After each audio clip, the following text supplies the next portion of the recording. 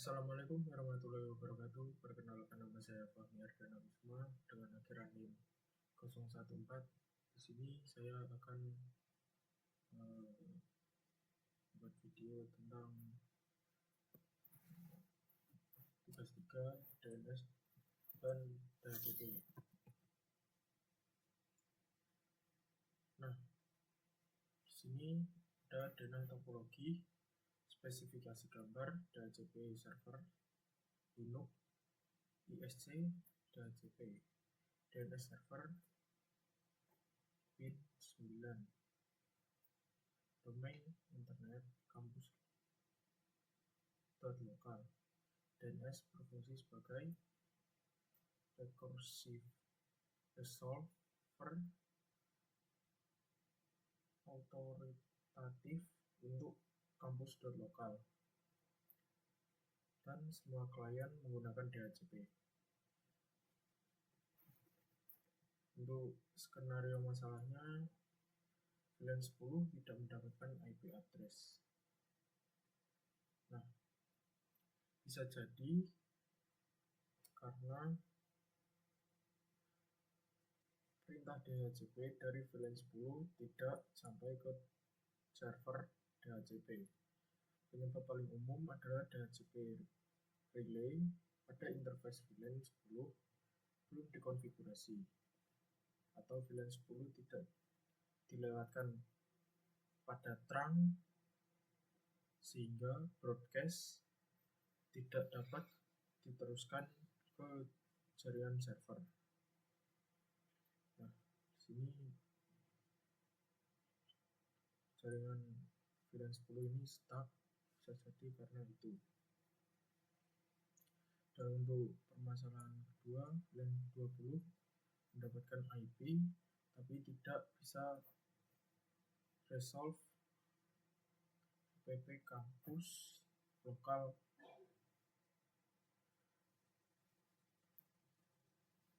Kondisi ini menunjukkan DHCP sudah berjalan, namun layanan DNS bermasalah.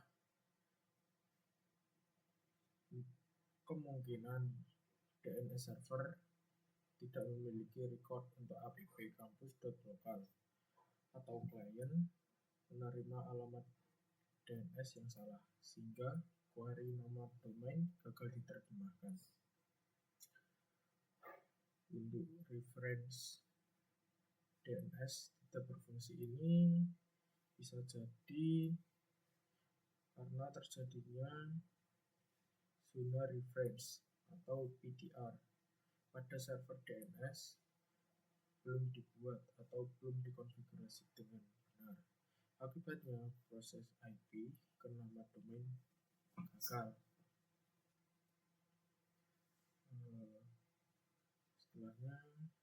Setelah DHCP restart, beberapa klien kehilangan koneksi.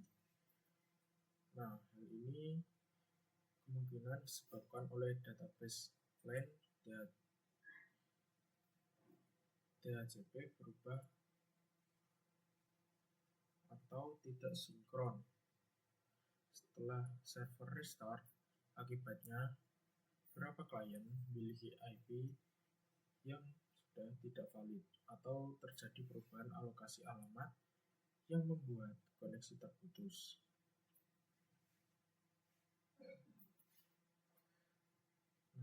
Terjadinya konflik IP di VLAN 20 biasanya muncul karena pada perangkat yang menggunakan IP statis dalam rentan DHCP, atau terdapat overlap pada pool DHCP. Akibatnya perangkat memakai IP yang sama, jadi double. Selanjutnya, beberapa klien menggunakan DNS public meskipun DHCP sudah mengatur DNS internal.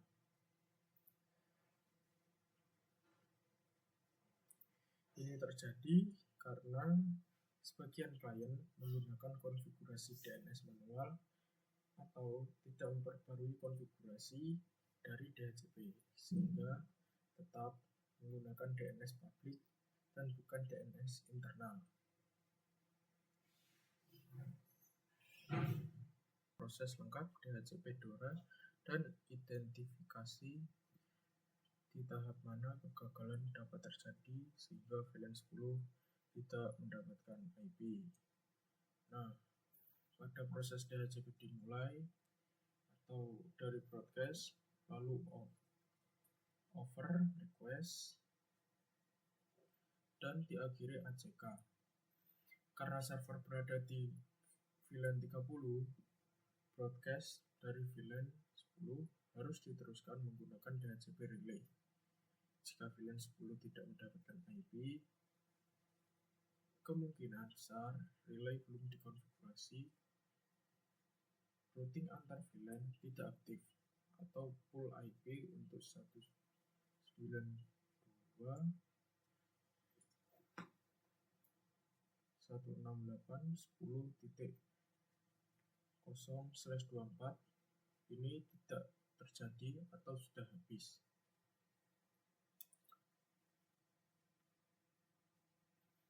Nah, DHCP server berada di VLAN 30. Jelaskan mekanisme teknis agar VLAN 10 dan VLAN 20 tetap memperoleh IP secara otomatis. Sertakan konsep dan istilah teknisnya. Nah, mekanisme agar VLAN 10 dan VLAN 20 mendapatkan IP karena server berbeda VLAN, dibutuhkan DHCP relay agen pada perangkat layer 3. Nah, di sini relay mengubah broadcast menjadi unicast dan mengirimkan ke server dengan informasi asal jaringan sehingga server dapat memberikan IP sesuai subnet masing-masing VLAN. Nah, lanjut. Yang 3, ditemukan log seperti berikut: analisis penyebab teknis, dampak terhadap jaringan, solusi jangka pendek, solusi desain jangka panjang. Nah, untuk analisis log yang ini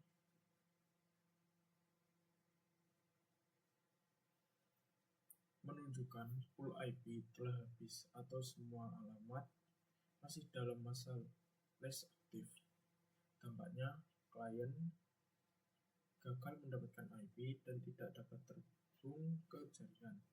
Solusi cepat adalah memperluas range IP untuk mengurangi last time agar alamat lebih cepat tersedia kembali. Lanjutkan yang keempat.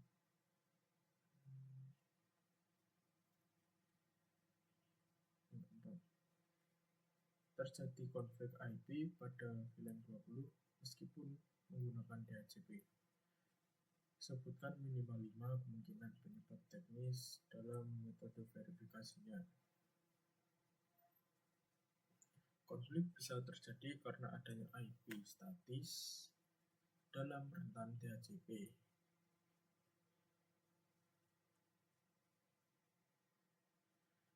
Roadway DHCP server, overlap subnet, tidak adanya excluded address, atau database LAN bermasalah.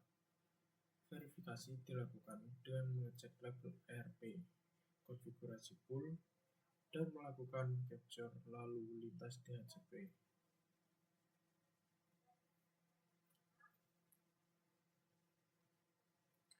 Jika terjadi roadway DHCP server di jaringan, jelaskan mekanisme serangannya, cara mendeteksi secara forensik, mitigasi pada switch manageable, konsep DHCP snooping.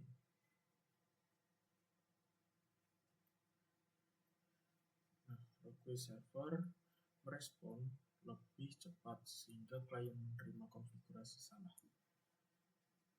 Hal ini mengarah traffic ke gateway palsu. Deteksi dilakukan dengan analisis paket DHCP dan identifikasi MAC address. Sumber mitigasi dilakukan dengan mengaktifkan DHCP snooping dan menetapkan port ke server sebagai trusted.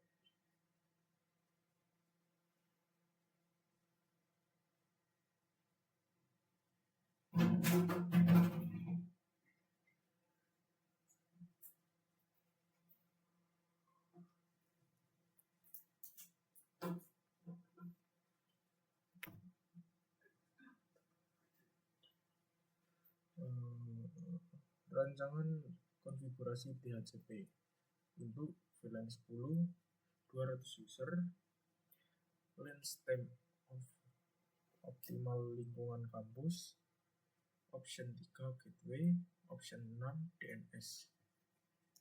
Nah, kita gunakan subnet ini 192.168.10.0/24 dengan range yang cukup untuk 200 user gateway, yaitu 192.168.10.1. Untuk option 3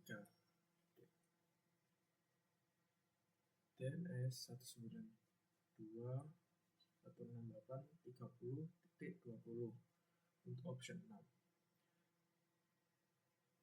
serta LAN stamp sekitar 8-10 agar efisien di lingkungan kampus. Printer dapat dibuat reservasi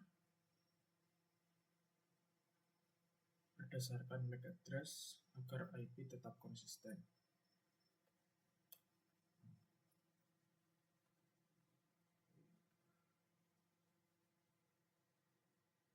DNS, jelaskan perbedaan fungsi DNS sebagai recursive resolver dan authoritative server. Nah, yang ini recursive resolver itu tugasnya mencarikan jawaban sampai tuntas untuk klien. Sedangkan yang ini authoritative server itu memberikan jawaban resmi untuk domain yang dikelolanya, seperti kampus.local. Pada kasus klien 20 bisa ping 192.168.30.20. Tapi NS lookup and out berarti koneksivitas jaringan ada namun layanan DNS tidak merespon. Penyebabnya paling umum adalah server pin 9 tidak berjalan atau port 58 di blokir firewall. Untuk konfigurasi listen on dan allow query tidak mengizinkan akses dari VLAN 20.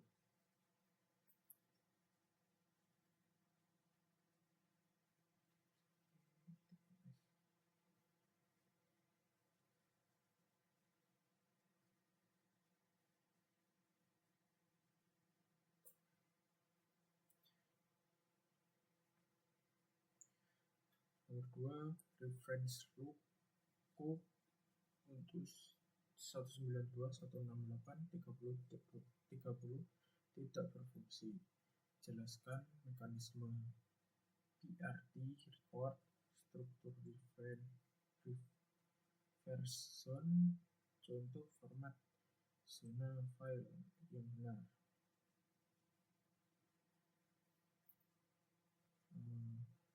Refresh lookup untuk 192.168.30.30 tidak berfungsi. Jelaskan mekanisme PTR record, struktur reference zone, contoh format zone file yang benar.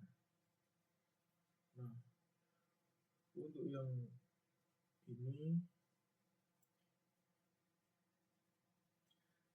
tidak berfungsi, reference cukup menggunakan PTR record untuk memetakan IP ke nama domain melalui zona in adr.arpa untuk 192.168.30.30 query menjadi 30.30.168.192 in adr.arpa. Jika reference zone 30.168.192.in adr.arpa belum dibuat atau tidak ada PTR record untuk angka 30, maka reference cukup pasti gagal. Sekarang lanjut nomor 4. Beberapa klien tetap menggunakan DNS 8.8.8.8 meskipun DHCP sudah mengatur DNS internal. Analisis penyebab teknis, cara mendeteksi dan solusi kebijakan teknis network enforcement. Nah, hal ini biasanya karena klien mengatur DNS-nya secara manual, pernah tersimpan konfigurasi yang lama, atau ada kebijakan BYOD tanpa pembatasan. Deteksi biasanya dilakukan dengan melihat konfigurasi IP klien dan komputer traffic DNS. Solusinya adalah menerapkan kebijakan firewall yang hanya mengizinkan DNS keluar menuju server internal serta melakukan network enforcement.